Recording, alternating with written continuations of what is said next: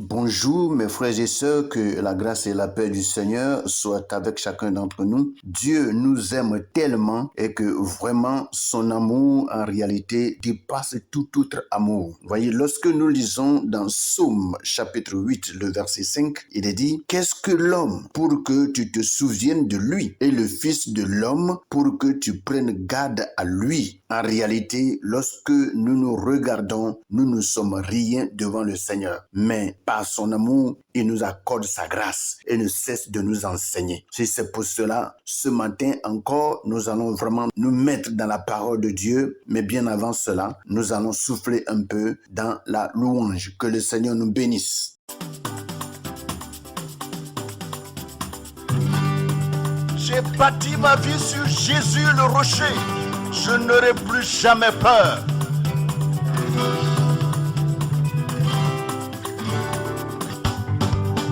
J'ai bâti sur le rocher. Quand viendra la tempête, ma maison résistera. Ma maison est en Jésus. J'ai bâti sur le rocher. Quand viendra la tempête, ma maison résistera. Ma maison est en Jésus. J'ai bâti sur le rocher. Quand viendra la tempête, ma maison résistera. Ma maison est en Jésus. La pluie et le vent souffleront. Satan se déchaînera. Mais ma maison est en Jésus. Je n'aurai jamais peur. La pluie et le vent souffleront. Satan se déchaînera. Mais ma maison est en Jésus. Je n'aurai jamais peur. La pluie et le vent souffleront. Satan se déchaînera. Mais ma maison est en Jésus. Je n'aurai jamais peur. Je n'aurai jamais peur. Je n'aurai jamais peur. Je n'aurai jamais peur. Je n'aurai jamais peur. Je bénis le Seigneur qui ce matin nous accorde la grâce d'être au devant de lui pour bénéficier de sa présence, bénéficier de ses bienfaits. Oui, nous n'avons pas peur de quoi que ce soit parce que nous sommes dans le creux des mains du Seigneur Jésus-Christ. Nous avons bâti notre vie sur le rocher et notre rocher, c'est Jésus. Il nous soutient, il nous fortifie et il sécurise notre esprit, notre âme et notre corps. Nous sommes vraiment sécurisés, nous sommes protégés et c'est pour cela nous ne cesserons de le bénir et de porter le regard sur sa parole. C'est pour cela, sans trop tarder, nous allons prendre nos Bibles dans le livre de Proverbes chapitre 23 et nous allons lire à partir du verset 16 au verset 18. Je lis la version Louis II. Il est écrit: mes entrailles seront émues d'allégresse quand tes lèvres diront ce qui est droit. Que ton cœur n'envie point les pécheurs, mais qu'ils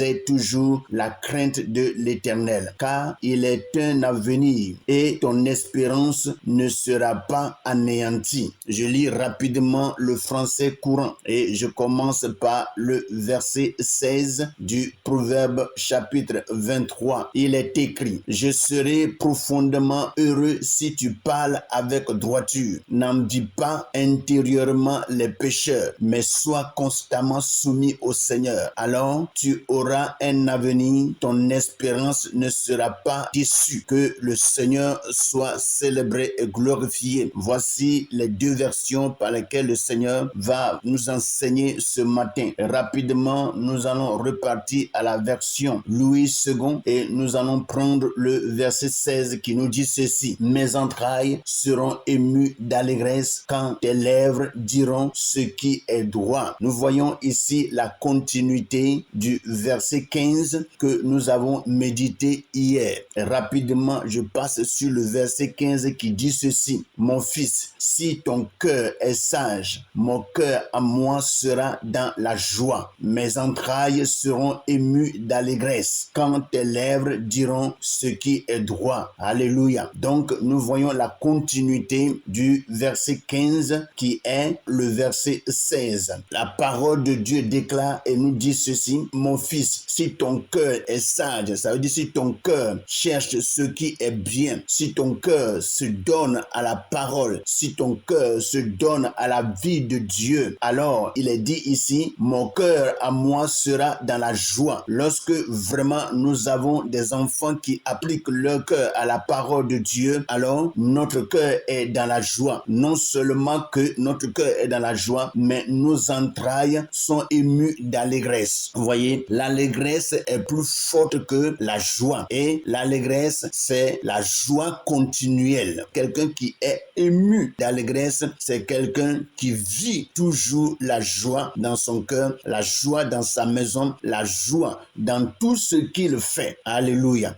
C'est-à-dire, une fois que ce dernier vraiment se donne à la parole de Dieu, il commence à lire la parole, ou soit à louer le Seigneur, ou soit à prier, il faut dire qu'il y a une joie qui l'envahit. Et partout où il va, il ne vit que la joie. Et c'est ce que, en réalité, le Seigneur veut pour nous. Il est dit, mes entrailles seront émues d'allégresse quand tes lèvres diront ce qui est droit. Lorsque nous voyons nos enfants se donner à Dieu et qu'ils ne font que confesser la parole de Dieu, ils ne font que parler de Dieu, ils ne vivent que de la parole, alors nos entrailles sont émues d'allégresse, de joie suprême, d'une joie abondante. Que vraiment le Seigneur soit béni. Il est dit que ton cœur n'envie point les pécheurs, mais qu'il ait toujours la crainte de l'Éternel. Mes frères et sœurs, lorsque nous regardons un peu le monde d'aujourd'hui par rapport à l'Église, beaucoup ont commencé à envier le monde parce que l'Église est teintée aujourd'hui, l'Église est teintée de la mondanité. Et ça fait que des fois, au lieu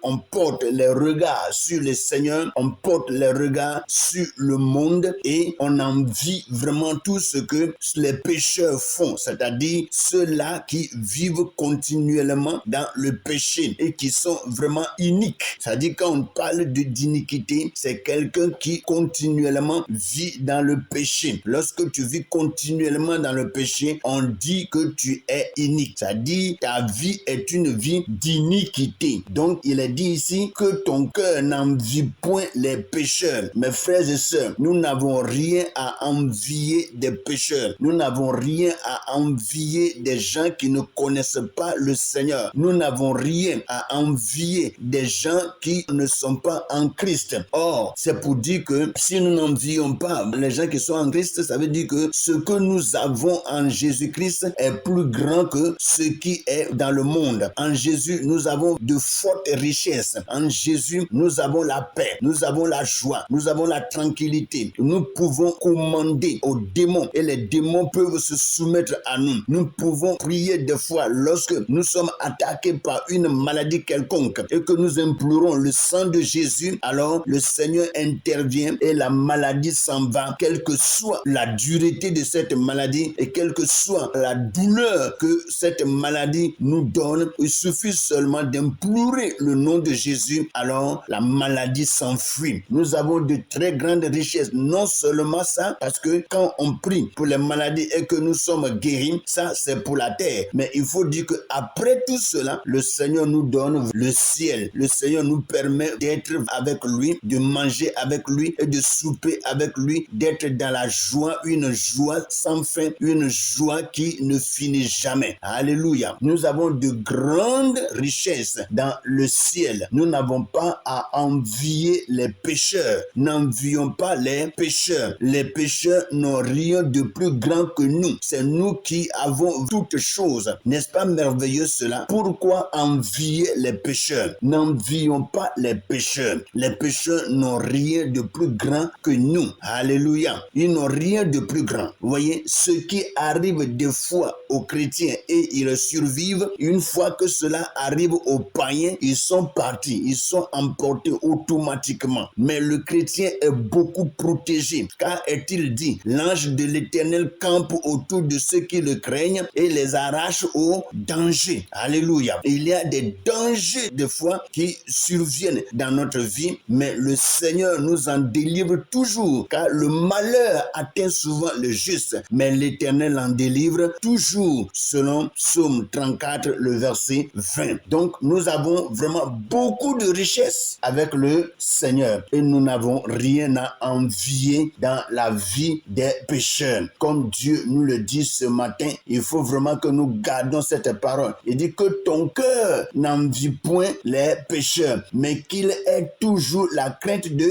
l'Éternel. Et lorsque nous lisons le français courant, il dit n'envie pas intérieurement les pécheurs, mais sois constamment soumis au Seigneur. Sois constamment soumis au Seigneur. Alors tu auras un avenir, ton espérance ne sera pas déçue. Alléluia. Vous voyez, c'est vraiment une promesse que le Seigneur nous donne et certainement c'est des paroles qui vont s'accomplir sur notre vie. Mes frères et sœurs, il faut que nous soyons vraiment dans la joie pour ne pas porter les regards sur tout ce que les païens sont en train de faire, tout ce que les gens qui vivent continuellement dans le péché font, mais il faut que nous portons les regards sur le Seigneur car nous avons de grandes choses qui nous attendent là-haut. Alléluia. Il est écrit au verset 18, il est dit, car il est un avenir et ton espérance ne sera pas anéantie. Tout ce que nous attendons, c'est le retour de Jésus. Tout ce que nous attendons, c'est la vie éternelle, c'est la paix éternelle, c'est la joie éternelle. Et certainement, ces choses nous seront octroyées parce que c'est la parole de Dieu. Et nous savons que notre Dieu n'est pas un Dieu qui ment, car il est dit qu'il n'est pas un homme pour mentir, ni le fils d'un homme pour se repentir. Ce qu'il a dit, il accomplit. Ce qu'il déclare, il exécute. Nous avons vraiment un grand Dieu, mes frères. Nous avons vraiment un grand Dieu. Comptons véritablement sur sa parole et sa parole nous fera certainement du bien. Alléluia. Je reprends rapidement le français courant qui dit « Je serai profondément heureux si tu parles avec droiture. » Tout ce que Dieu veut, lorsque nous parlons, parlons avec droiture. Parlons avec droiture. Que notre parole ne soit pas des paroles détournées. Et si nous voulons vraiment nous exprimer dans le Seigneur, disons ce qui est droit. Disons ce qui est vrai. Disons ce qui est juste. Disons la vérité. Et si la vérité est dans notre cœur, le Seigneur va continuellement nous